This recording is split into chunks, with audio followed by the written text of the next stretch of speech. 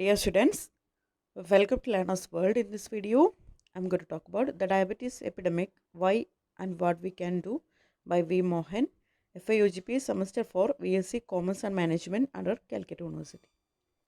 Summary of the diabetes epidemic, why and what we can do. പ്രമേഹം എന്ന മഹാമാരി അതിന് നമുക്ക് എങ്ങനെ എന്തുകൊണ്ടാണ് ഇത് വരുന്നത്, എങ്ങനെ നമുക്കതിനെ പ്രിവെൻറ്റ് ചെയ്യാം, എന്തൊക്കെ കാര്യങ്ങൾ ചെയ്തുകൊണ്ട് നമുക്കതിനെ തടയാം, അതിൻ്റെ സമ്മറിയാണ് പറയുന്നത്. The diabetes epidemic, why and what we can do is an informative chapter written by V. Mohan, a well-known Indian diabetes specialist. V. Mohan എഴുതിയിട്ടുള്ള ഒരു ഇൻഫോർമേറ്റീവ് ആയിട്ടുള്ള ഒരു ചാപ്റ്ററാണ് നമുക്ക് പഠിക്കാനുള്ള the diabetes epidemic why and what we can do എന്ന് പറഞ്ഞിട്ടുള്ളത്. ഈ ഒരു ചാപ്റ്റർ അദ്ദേഹം ഒരു ഡയബറ്റീസ് സ്പെഷ്യലിസ്റ്റാണ്. അതായത് പ്രമേഹം എന്ന് പറയുന്ന ഈ ഒരു ലൈഫ് സ്റ്റൈൽ ആയിട്ടുള്ള ഈ ഒരു ഡിസീസ് ഇപ്പോൾ ലോകത്തൊക്കെ എല്ലായിടത്തും സ്പ്രെഡഡ് ആയിരിക്കുന്ന ഒരു കാലഘട്ടമാണ്.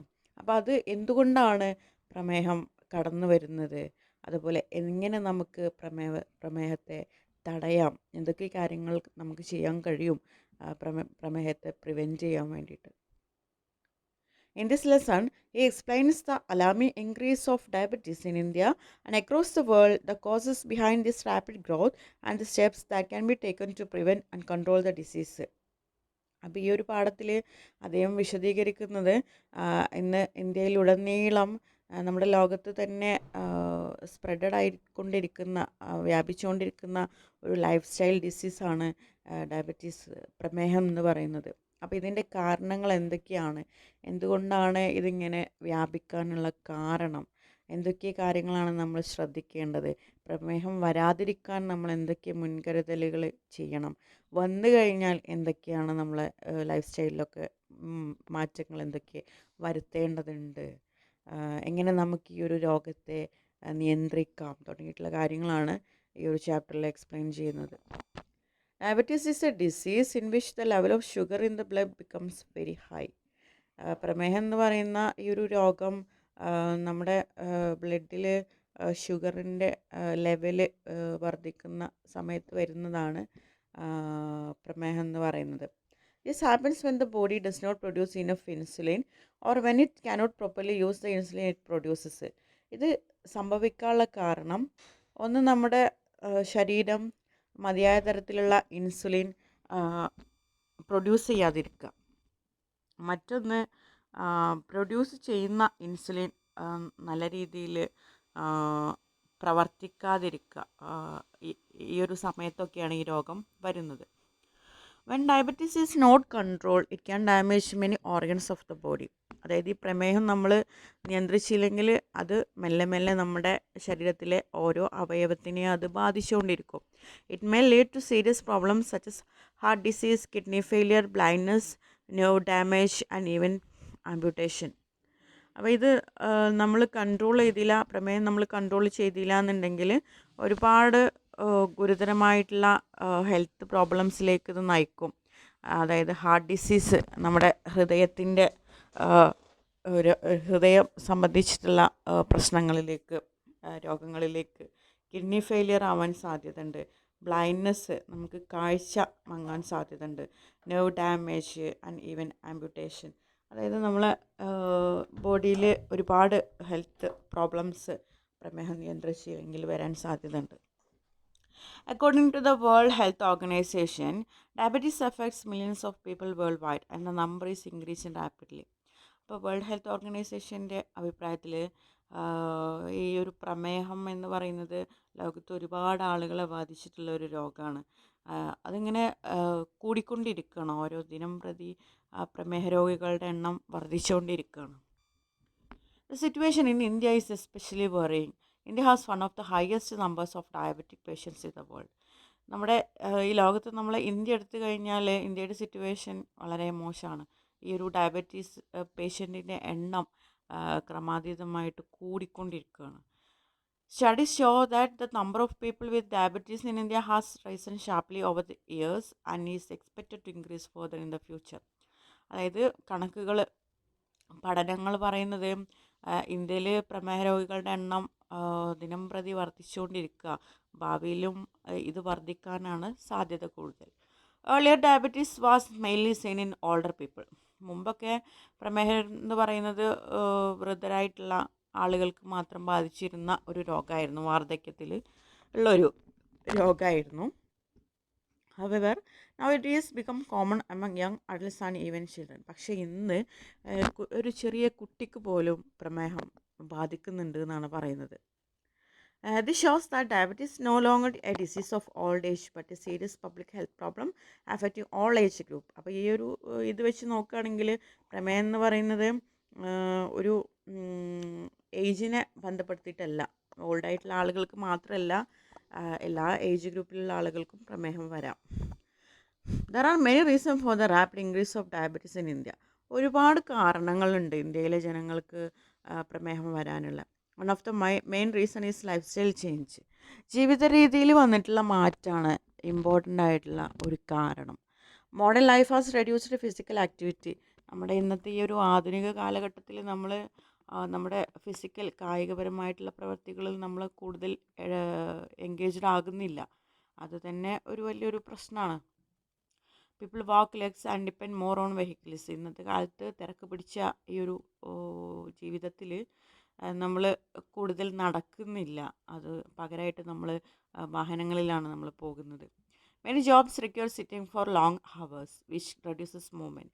അതുപോലെ നമ്മൾ ദീർഘനേരം ഇരുന്നുകൊണ്ടുള്ള ജോലികളൊക്കെയാണ് ചെയ്യുന്നത്. അതൊക്കെ നമ്മുടെ ബോഡി മൂവ്മെൻറ്റ്സൊക്കെ റെഡ്യൂസ് ചെയ്യാനൊക്കെ കാരണമാകുന്നുണ്ട്. Another important reason is unhealthy food habits. വേറൊരു കാര്യം, നമ്മൾ കഴിക്കുന്ന ഭക്ഷണം തന്നെയാണ്.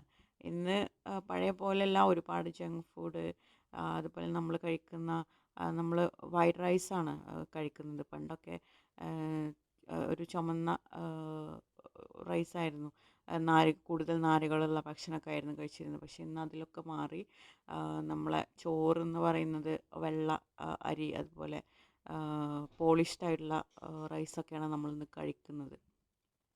Traditional Indian diets rich in fiber and whole grains are being replaced by polished rice, refined wheat, sugary drinks, and fatty fast foods.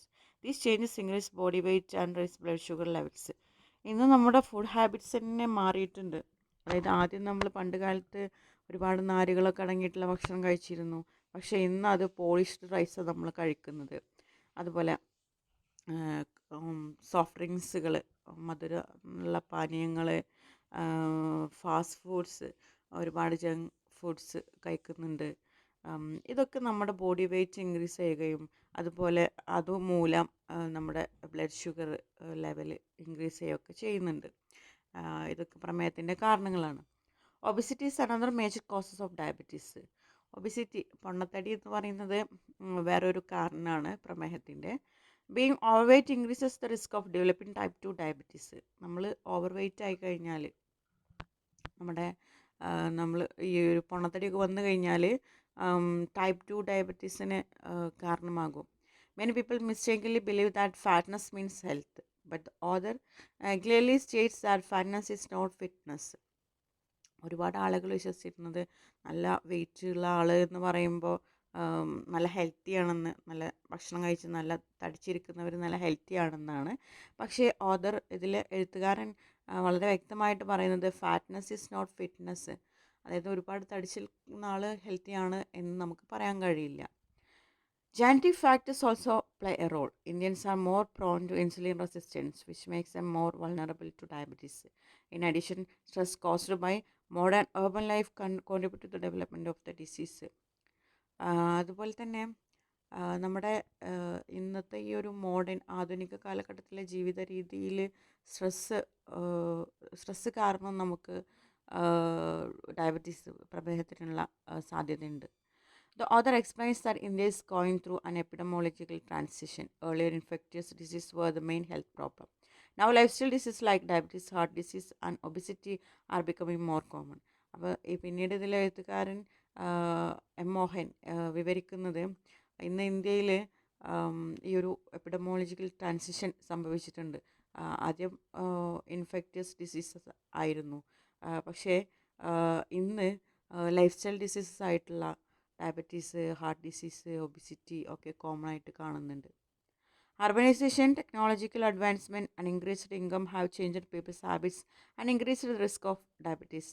ഇന്നത്തെ ഈ ഒരു ആധുനിക കാലഘട്ടത്തിൽ ഒരുപാട് ടെക്നോളജിക്കൽ അഡ്വാൻസ്മെൻറ്റ് വന്നതോടുകൂടി അർബനൈസേഷൻ, നഗരവൽക്കരണം, ഇതോട് കൂടിയിട്ട് ആളുകളുടെ ലൈഫ് സ്റ്റൈൽ തന്നെ മാറി, അവരുടെ ഹാബിറ്റ്സ് തന്നെ മാറി.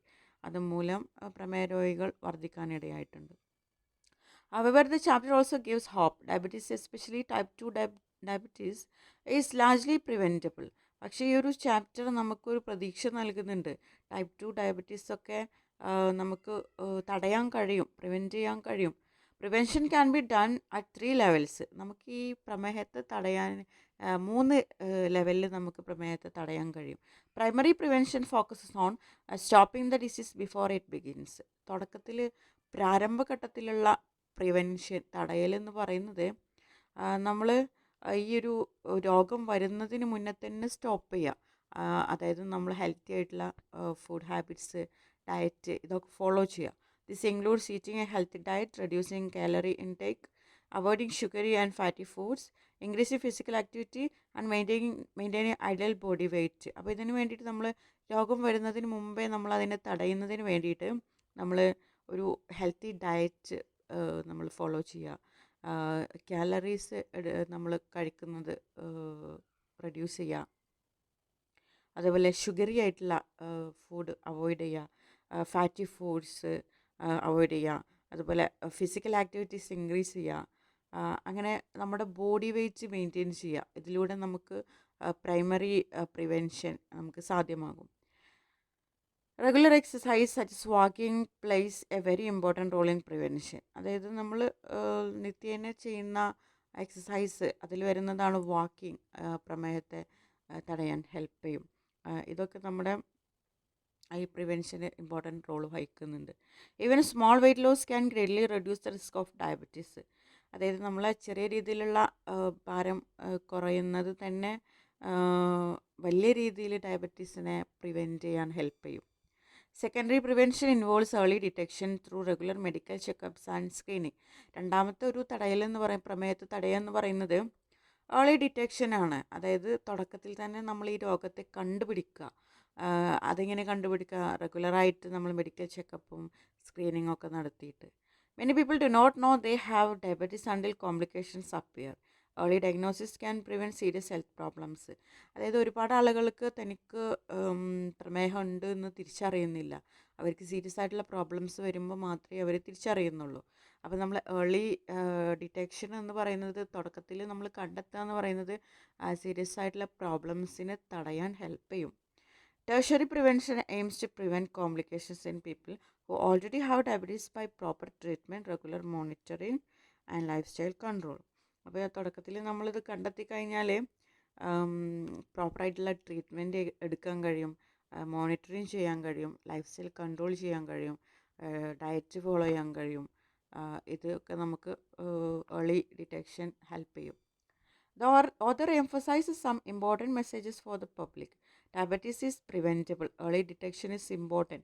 Eat less and eat healthy. Walk more. Maintain a healthy weight and prevent complications.